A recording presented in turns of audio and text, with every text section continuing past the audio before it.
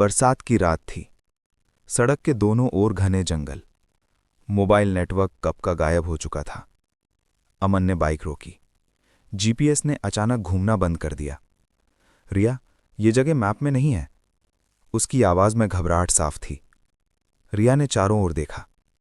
People का एक बहुत पुराना पेड़, उसके नीचे लाल पत्थरों का गोल घेरा, और उसी के पीछे एक गांव। गांव का नाम लिखा था धवापुर। अमन ने कैमरा ऑन किया। पत्रकार की आदत। अजीब बात है, ये गांव सरकारी रिकॉर्ड में नहीं है। उसी पल किसी ने पीछे से कहा, क्योंकि ये गांव उसका है। दोनों चौंक गए। वो था रघुवीर, गांव का चौकीदार।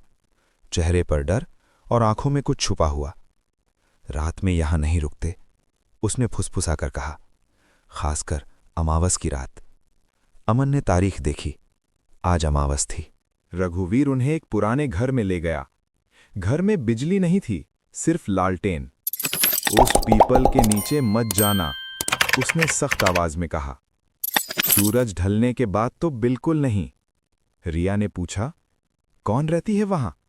रघुवीर का गला सूख गया। नंदिनी। चुड़ैल? अमन ने हंसकर कहा। रघुवीर ने आंखें उठाकर देखा। जो हंसते हैं वही पहले जाते हैं। उसी रात अमन ने सपना देखा। पीपल के नीचे एक औरत, लंबे खुले बाल, पैर उल्टे और आंखों से खून बहता हुआ। वो फुसफुसाई, तू मुझे देखने आया है, अब मैं तुझे देखूंगी। अमन चीख कर उठा। खिड़की के बाहर पीपल के पत्ते बिना हवा के हिल रहे थे। अगली सुबह वे मिले कविता से, गांव की अकेली औरत। उसकी आंखों में अजीब उदासी थी। आप लोग शहर से हैं, उसने कहा, तो नहीं समझेंगे यहां रात कैसे चलती है। रिया ने पूछा, नंदिनी कौन थी? कविता ने धीरे से कहा, वो कभी चुड़ैल नहीं थी। सालों पहले नंदिनी गांव की सबसे सुंदर लड़की थी।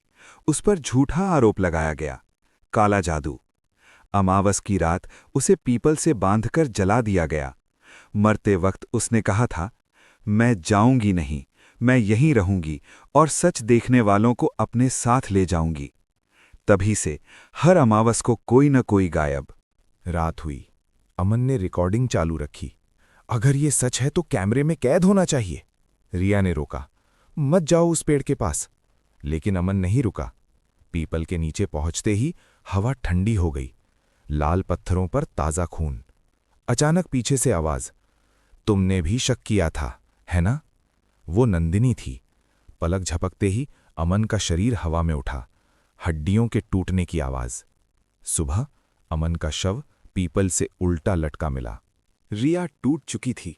रघुवीर ने कबूल किया, मैं वहां था जब नंदिनी को जलाया गया। हम सब डर गए थे, और डर सबसे बड़ा गुनाह होता है। कविता रोने लगी, वो मेरी मां थी। रिया को समझ आ गया, ये सिर्फ चुड़ैल नहीं थी, ये अधूरा इंसाफ था। रिया ने फैसला किया, वो सच रिकॉर्ड करेगी। अमावस की रात, पीपल के नीचे। नंदिनी प्रकट हुई। तू क्यों आई? रिया ने कहा, सच दिखाने। नंदिनी की आंखों से आंसू बहे। तो ये आखिरी कहानी होगी। जंगल हिलने लगा। रघुवीर भागने लगा और जमीन में समा गया। कविता ने मां को गले लगाया। दोनों की लाश मिली, शांत। सुबह पीपल का पेड़ गिर चुका था। गांव गायब। कैमरा वहीं पड़ा था, रिकॉर्डिंग ऑन। वीडियो कभी वायरल नहीं हुआ, क्योंकि जो भी उसे पूरा देखता वो अमावस की रात पीपल के नीचे पाया जाता।